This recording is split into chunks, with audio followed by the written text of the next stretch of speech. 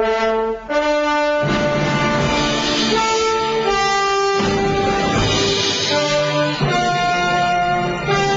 back to Shattering Myths. I'm your host, Yahowah. We have Larry with us on the program. Larry, it was something was said during the break, which goes right to the point that I was trying to make in the first hour.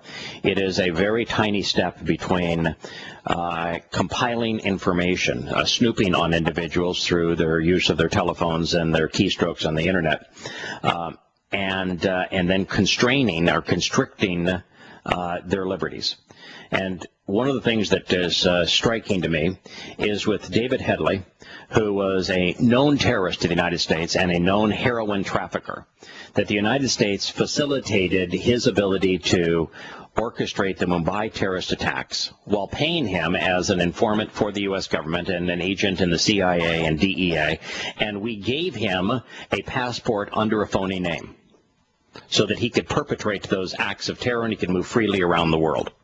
You know, and yet, but let me just finish this thought, though. And with Snowden, who has done absolutely nothing wrong, has done one of the great services to the United States, they have annulled his passport. That should speak volumes to people. You have to be irrational to believe that your government is working on your behalf at this point. Absolutely. They're working in opposition. I noticed the Fifth Amendment is being dropped, too. I mean, apparently the Fourth, the 10th, the First, the Second, and now the Fifth Amendment are very much in question. And I want to know, to me... And the First, this is a grotesque violation of the First Amendment, which is the right to free speech and free assemblage, without having everything you do be spied upon and constrained by the U.S. government. And the Fourth Amendment, the right of privacy. No unreasonable search and seizure. You could not have a more criminal violation of the Fourth Amendment than what the U.S. government is doing with support of Congress, with support of the judicial branch. It is grotesque. The treasonous individuals here, which means to conspire against the U.S. Constitution and its citizens. The treasonous individuals are the President of the United States, are the U.S. Congress, particularly senators on the Intelligence Committee, and those officers of the U.S. intelligence agencies. They are the treasonous ones, and what they're doing. They're going off the whistleblower. Yes, they are. And I see it a lot like the same way we see religious copy edits of Yahweh's words in order to advance religious notions that don't really exist there. We've got people that go to college and they call themselves constitutional lawyers and so forth. And then they come out of college and then they tell you that the Constitution really didn't mean what the Constitution said. It is an evolving document, and it's whatever suits us at the moment is what it means. Yeah, it's a living document that should not be constrained by the views of its framer. In other words, its words no longer matter. You are free to change the words or interpret them or ignore them or whatever you wish to do. It is very similar to what Paul did in his letters. The only difference between these constitutional lawyers and Paul is that Paul went on out of his way to say, not only don't you have to pay any attention to that Constitution that God wrote, it's really evil. It'll kill you. It's pornography. Yeah, exactly. And the constitutional lawyers won't go quite that far. They'll just say, they were naive. They didn't know nearly what we know today. We're so much more enlightened today that we should not be governed by the document written by those who are not as smart as we are. Right. I'm blown away if people don't see that we have a country being dismantled. Yes, dismantled by power brokers. And even though we're in our second hour and it's our time to turn to Yahowah, there is a direct connection here. Just as Americans are completely unwilling to view the U.S. Constitution as the framework for the very freedoms and opportunities they have in this country and its destruction as being detrimental to them, it's this exact same thing with Yahowah's Torah. the vast preponderance of Americans could care less, and that's true with Europeans and the South Pacificers that we have listened to our program. The vast preponderance of people don't care about what Yahowah has to say in the Constitution of Life. And think that there's no problem at all. You know, the fellow that was sitting next to me on the flight on the way home, it didn't bother him at all to disagree with God and say, you know, I just don't agree with that. I don't accept that. I think the blah, blah, blah, blah, blah. As if, you know, the Constitution that God wrote didn't matter, just as the Constitution that the framers of this country wrote doesn't matter. Now, I'm not a big advocate for the U.S. Constitution. At one time, I was a conservative Republican and supported Republican politics. And you were a constitutionalist. Yeah, and I stopped supporting Republican candidates because I became a constitutionalist. I realized that Republicans were as detrimental to to everything that I cared about in the country as the Democrats were. So I became a constitutionalist, which means I couldn't support either party. And then when I came to realize that, you know, there's aspects of the Constitution that I can't support and also embrace Yahowah, that at that point I had to say, you know, I'm no longer going to be a constitutionalist. I'm happy to speak on the Constitution. I'm happy to share why you ought not be patriotic to a country that is violating its core values, because when a country not only violates its core values but brags about doing so and tells people it's in their best interest that they violate its core values, at that point there is nothing of value. At that point, any person's individual opinion is all that matters, and if the president and Congress wishes to go after any group or individual, there is nothing to stop them.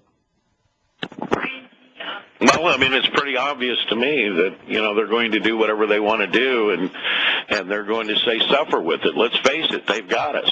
You know, right after 9/11, when you had a Islamic terrorist attack on 9/11, that the U.S. government knew every detail of that attack back 5 years prior to 2001. Knew the buildings that were going to be attacked, knew how the flight training centers in America were going to be used, where the jihadists were going to be recruited from, how they were going to be deployed, and exactly how it was going to be perpetrated, all given to the FBI, just as all the information about David Headley was given to the FBI. And they do nothing about it, and then when it happens, they don't even disclose their own malfeasance in this regard. And what ended up happening is that after 9/11, at the hands of George W. Bush, the Constitution became nothing but an irritant, and everything that has been done since has been done where Americans' liberty and constitutional rights have been completely ignored in this battle against a mythical enemy. So the war against terrorism has morphed to the war against Americans. Right, and it's so a mythical enemy. There is no such thing as a war against terrorism. Terrorism is a tactic. A mythical war has been instituted for the express purpose of depriving people of their liberty and of their rights, and most Americans don't care. You know what the really scary thing about it is? I mean, you said it, but just breaking it down in the simplest terms is that we were taught, and we really believed for many years, or at least I did, that there were checks and balances, and now we're understanding that there are not. Yeah, in fact, what we'll do, I've got probably a week's worth of programs on this egregious destruction of our rights and the criminal act of the U.S. government.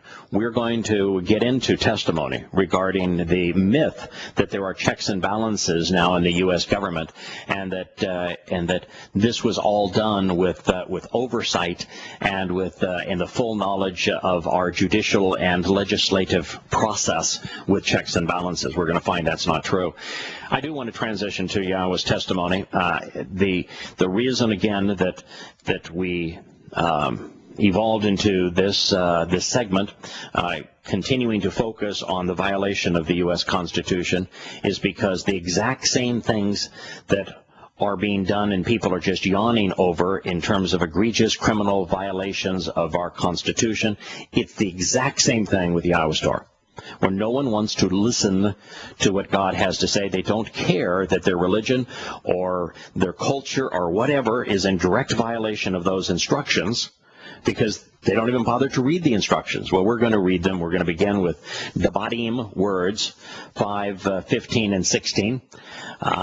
God says, now I want you to tell me, Larry, if there's any part of this that you think needs to be interpreted, and that there may be multiple interpretations of this, because I want you to tell me. It's pretty straightforward, Yada, but go ahead. I want you to tell me if, in fact, Yahowah, as he inspired Moshe, was an effective communicator. Now, I understand that Moshe was thick of tongue, so he suffered, as I do, in terms of being able to articulate clearly. But besides that, I want you to tell me if any part of this is unclear to you, because we need to know. We need to hold God accountable as to whether or not his communication is needs to be interpreted and can be interpreted differently to be understood. I'll give it my best shot. Okay, all right. He begins with the word ki, which means for indeed. This is absolutely true. Okay, for indeed. 6 days, Sheth Yom, 6 days. Read a part now that, is you think 6 means 7, the 7th day. I mean, you chime in here. For indeed, this is truthful and reliable. In 6 days, Yahowah, Yod-Heh-Wah-Heh, Yahowah, made, Ashah, he prepared and produced, he fashioned and finished, he instituted and celebrated, accordingly, the heavens, Shamayim, which is the spiritual realm, and the earth, Eretz, the material world, and the seas, Yam, and all, Kol, everything, which relationally and beneficially, Asher, is in them, Ba.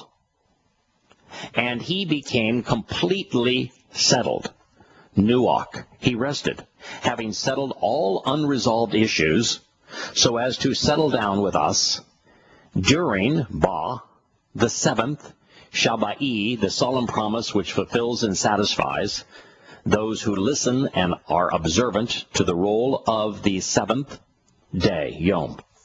Therefore, consequently, this is true and correct. Yahowah blessed and adored, Barak, the Shabbat day, setting it apart, making it special. Any part of that was questionable? No, it was real direct. The 7th day, Shabbat, was the special day. Yeah. Blessed and adored by Yahowah and set apart. We'll continue with Shattering Myths in a moment.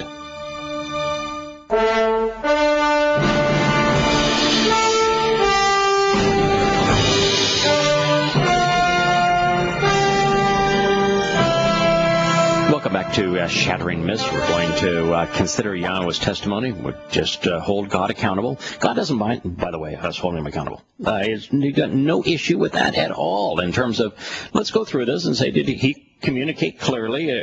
Has he communicated something that ought to be valued by us? Does it give us much wiggle room in terms of taking a different approach? God has no issue with that. As a matter of fact, the very concept of shamar and bien that he uses throughout, which is to examine and to consider, and bien is to understand, necessitates examining this way. I'd argue that he wants you to question with him and talk with him, and so that way you can say, all right, well, let's look at it this way. This is what I'm saying here. This is what I'm doing. That's a true statement, and he wants you to question. Yeah. Now, there's two ways of questioning. If you look at Shimon Kefish's, the person we have misnamed Peter, questioning of Paul's behavior, where he said that Yahsh's disciples were limited in their outreach to only Jews, when 100% of the evidence provided by God said the opposite of that. He began that by saying, why do you try to trap and test God in this way? Now, so there is an attitude that you can do where you can take what the approach Paul did, is you take something that God said out of context. You truncate it and misapply it to imply the opposite. Now, he's not fond of that.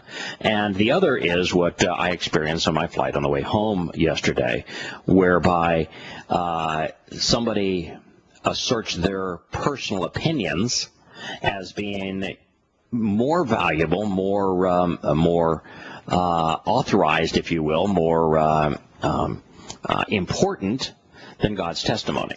So within so I want to just frame this just a bit and to say God likes it when we question what he says, when we challenge what he says, when we investigate what he says, when we even make him accountable for what he says, so long as our intent is to get to the truth, to try to understand it. He has no issue with even us wrestling with him over it. To go to God and say, boy, wouldn't it have been a lot easier if you just laid out here's my plan, here's what you need to do to be saved. Wouldn't it have been easier if you just laid it out that way? And what you find is that even in prophecy, wouldn't it have been easier if you just, here's exactly what's going to happen, here's when it's going to happen, here is how it's going to happen, and do it all just in chronological order, going from what happened in the past all the way to the future without you having to make these connections yourselves, to dig into the testimony and make the connections and come to these conclusions yourself. And there are times when I've gone to God and said, why don't you just make it easier? And ultimately, did God say, hey, stupid, who are you to question me? No, it's not his approach at all. He said, stick with it a little longer. Continue to wrestle with that question as you study what I offered, and see if it doesn't come to you as to why I didn't make it easier. Why you really have to wrestle with this. Even the Hebrew word Yisrael, which is one of Yahowah's favorite titles, speaking of his family, his people, his chosen people, under the title Yisrael. The Sarah in Yisrael, because it's individuals, Sarah, El. Ish, individuals, Sarah, wrestle. El, with God. God's got no issue with us engaging in this way and wrestling with him and saying, God, I don't understand why you did one thing versus another. One of the things that I came to recognize along the way and now celebrate is that the joy is in the discovery. The joy is in the process. If you don't want to learn, if you're not interested in hearing what God has to say and then trying to understand what it is that he is offering and why he has chosen to do it this way, he doesn't want to spend eternity with you, and you won't want to spend eternity with him. Because exploring and learning is what we're going to do throughout eternity that's going to make eternity fun. And so you come to realize that it's the true joy of the process is wrestling with this material, coming to understand it, and then responding to it. And all of that would be negated if it was, here's the simple instructions, do this, do that, to do the other thing, and it'll be cool. You don't need to go beyond that. Where would be the growth? Where would be the joy? How would we expand and become more than we currently are? How would we be enriched by that? So when we return to Shattering Myths, we're going to delve back into Devarim 5, 15, and 16, and I'm going to share with you what we can do to benefit from examining Yahowah's testimony right down to the jots and the tittles. We'll be back in a moment.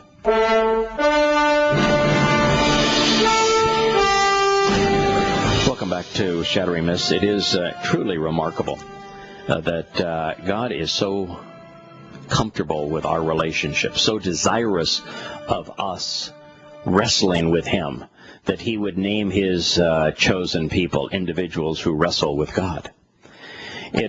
During the break, Scott and I were having a chat about absolute proof that God does not mind that you question him. What subject were we talking about, Scott? We were just we were talking about the birth of Ishak. Yeah, of how Abraham and Sarah we're told that God said, I'm going to have you're going to have a son, and that's going to be the first child of the covenant. And at the time, Abraham was like 100 years old. Sarah was 90. They'd been trying to have a child of their own since she was probably 15 and he was 25. And so here's God saying, that's the way we're going to go do this. And what did they do? They laughed at him. They laughed at him. Abraham fell down on his face. I mean, you just say, oh, you're right. And Sarah's in the tent just chuckling away. And so they were saying, and they even went beyond that. They even had their own plan. They said, okay, come on, God, you're off your rocker. That ain't going to work. Let's try this plan. Let's use Ishak. At one point they said, Sarah came up with this grand scheme. We're going to use my Egyptian maid, and you can have a child through her, and we'll come up with our own means to accomplish what God has promised He's going to do. Now, if God were the type that says, I'm not going to tolerate it. If you're going to question me, man, I tell you what, I am not going to tolerate that, because I am the supreme potentate. What would have been the fate for old Abraham and Sarah if that had been God's attitude? You can't question me. He would have left them where they left. Absolutely. Would have walked away, leaving them right there in the desert. And what did God do instead? He laughed right along with them. And so he told Sarah and Abraham, because you laughed here, I have chosen the name for this son you're going to conceive my way. And the name of the son was Ishak. Ishak in Hebrew means what? Laughter. Yep. So God has a sense of humor. He wants to have a good time. He enjoys it when we say, okay, that was pretty clever. It really goes right back to everything we've been talking about. So when God wanted to explain to us what his response was going to be if we challenged something that he said, if we were willing to kind of wrestle with him regarding something he said, so long as we ended up saying, all right, it's you are God. I'm going to accept. I'm going to embrace with what you have said here. By naming the first child of the covenant Ishak, laughter, God made it really clear that we can wrestle with him, can't we? Very much so. It's just like those people that say, well, since I'm not absolutely sure that I'm pronouncing God's name correctly, I'm not going to say it. Didn't God, through a very clear, subtle distinction, tell us, hey, man, it isn't pronouncing it perfectly that is what matters. It's knowing what it means and using it is what matters. The guy that was assigned the responsibility of introducing Yahowah's name to the world, he had one attribute that was openly discussed. And what was that attribute, Scott? He was a stutterer or a mumbler. There you go. Yeah, thick tongue is the term that was used. He could not articulate well. And so what God is saying there is, it ain't the precision to which you pronounce it that matters. Destroying that myth, probably the most devastating myth in humankind. In fact, laughter, as the first child of the covenant, destroys the whole myth of religion. That we ought to fear God, that God is the Lord that needs to be obeyed, that we can't question God. By naming that child Laughter, destroys that whole myth by choosing a guy with a thick tongue that could not articulate well to introduce his name to the world, his message to the world. It says, it's our flaws don't matter. And by the one guy, and there's only one guy that tells us how to observe the Torah. There's one guy, just as, Einstein's the one guy that explained relativity and how time was a dimension and how time does not flow at the same pace. And the time is really relative to the observer. As Einstein was the great insight that explained that. There's one guy that explained how to observe the Torah. God tells us over and over again, I want you to observe my teaching. There's one guy that wrote song after song about specifically how to observe the Torah. His name is Dode. We know him as David. What is the one characteristic? In fact, I'm going to say there's two characteristics about Dode that are really important. What are they, Scott? Well, he followed the Torah, obviously, and but he wasn't the nicest person. No. Okay. So here's the two characteristics of Dode. The first one you just mentioned. He was a scallywag. Dode behavior was anything but in compliance, if you will, with the Torah's instructions. This notion that you have to do everything the Torah says to be considered righteous, you could not pick anyone who was more desperate from that conclusion. So this idea you have to do everything the Torah says to be considered righteous, God picked a guy who did most everything opposed to the Torah, and he says, that's my righteous guy. So what does that mean? It's not doing what the Torah says that makes us righteous. It's coming to, what did Dode teach about the Torah? To examine it, to read it, to listen to what God said, to consider it so that you come to understand it. And he says there's three aspects of this Torah that you ought to focus on. And that's the prescriptions for living that cut us into the relationship, the terms and conditions of the covenant, and the means that God uses to resolve disputes. Examine them, come to understand them, embrace them, and you'll be perfect in God's eyes. So here we have a scallywag that was the furthest from doing everything the Torah said, who was the person who taught us how to observe the Torah, which he didn't in any one of his letters ever tell us that the do's of the Torah were important. No. It was knowing what the Torah said and understanding it and responding to the offers that God was making that was important. And that's the guy of all people. The one guy that God says, this dude is vindicated and righteous was whom? Dode. It's creating the relationship. You have to create the relationship. And you create a relationship by coming to know someone first and then coming to understand what they have to offer and what you can offer them in return. And until you come to know them, knowing what they're offering and what you can offer them in return, you can't have a relationship. There's all these little Christians in the world that think they have a relationship with their Lord Jesus Christ. Well, he's an imaginary figure. Well, they probably do. It's just not the one that they think they have. Yeah, it's true. Yeah, it's with an imaginary figure. So here's God's statement on the Shabbat. He says, for indeed, in other words, you can trust what I'm saying here. Surely and truly, in 6 days, Yahowah made, accordingly, the spiritual realm and the material world, and the seas that we need, everything that is based upon water, which is the most common element, molecule in the universe. So here is God telling us that this is his example. He is through this saying, I'm not dictating to you what you have to do. I'm not here like so many and talking the talk. I'm walking the walk. What I'm telling you here is this is what I have done. And if you want to walk with me, maybe it would be a good idea for you to pay attention to what I have done. I'm telling you what I have done. If you want to be with me, if you'd like to be like me, maybe you ought to follow my example. I'm talking the talk because I walk the walk.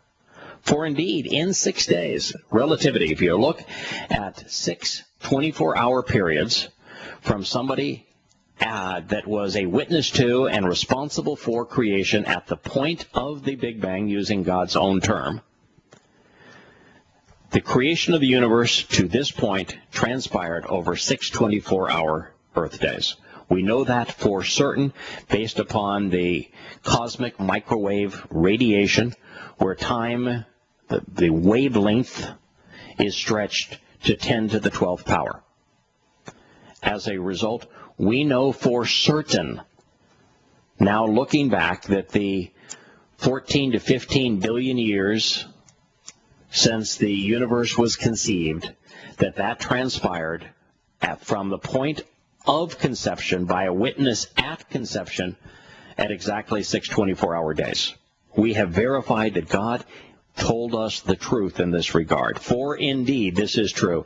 In 6 days, Yahowah made accordingly the heavens and the earth, the spiritual and material realms, and the realm of water, which is the nursery for stars, for galaxies. You know, it wasn't until about 50 or 60 years ago that scientists finally came to realize that, yes, indeed, the universe was created, it was made. Prior to that time, 99.9% of scientists believed that the universe had always existed. It was the universal constant. And finally, 50 or 60 years ago, they began to teach what God had told us all along, that it was made. God told us the truth. So he worked, and then he uses a term here that is just so insightful. It's ruach. And ruach is, or nuach, and nuach is extraordinarily similar to ruach. Ruach is Yah's spirit. He came to completely settle all unresolved issues so he could settle down with us. When? During the seventh day. So if you look now at the flow of human history and of God's path that he has provided to us, the seventh day where God could settle down with us because all issues were settled is exactly presented in Sukkah, the seventh of the 7 invitations to meet with God, where we camp out with God because all issues have been resolved and we can settle down with him. We learn something new.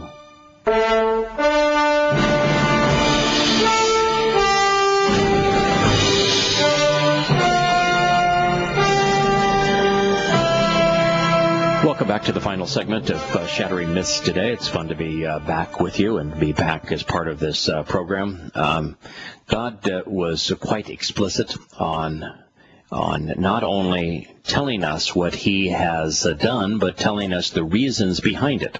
So it's not just God says, you know, this is the way I'm going to go. If you want to be with me, you go the same way. No, what he actually said is, this is what I did, and this is the reasons behind what I did.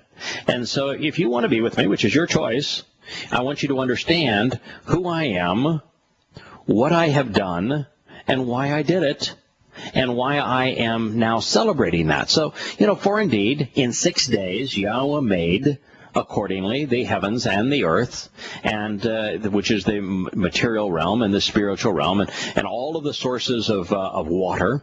And it was all that he said, every aspect of what was in them and associated with them was beneficial. And as an aspect, he used the term asher, which means that it was that everything that was part of the spiritual and material realm was beneficial to us and was helpful in facilitating the relationship. I mean, literally, the universe is the size that it is so that Yahowah's plan could play out in exactly the timeline that he designed it. 6 plus 1 day, 7 days from his perspective, including the day of togetherness, where everything is settled and we settle down together. So 6 24-hour days from his perspective.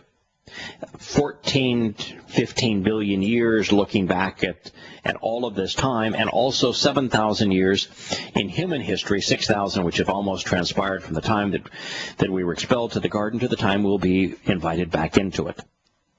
All of that, so the size of the universe, so that under the auspices of free will, that God's plan could play out in exactly that pattern. Powerful, right? Therefore, Yahowah, blessed and adored, Barak, he knelt down, lowered himself to greet those he had created and lift them up. On the Shabbat, the 7th day, the day of promise, setting it apart. So what's the purpose of this day?